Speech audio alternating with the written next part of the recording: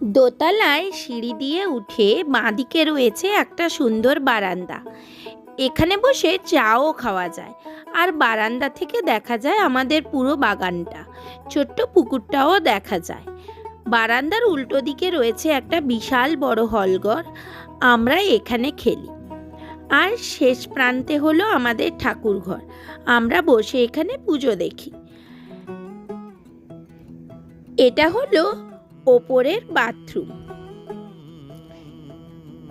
এখানে রয়েছে দুটো ঘর, প্রথম ঘরটা ও দ্বিতীয় ঘরটা একই রকম দেখতে প্রায়। ওপরের ঘর বলে এই দুটো ঘরেই প্রচণ্ড আলো বাতাস রয়েছে। ঘরগুলো এখনো রং করা হয়নি, সেগুলো ধীরে ধীরে রং হবে। একটা ছোট্ট বাড়ি থেকে তিল তিল করে এত বড় বাড়ি বানিয়েছে বাবা মা।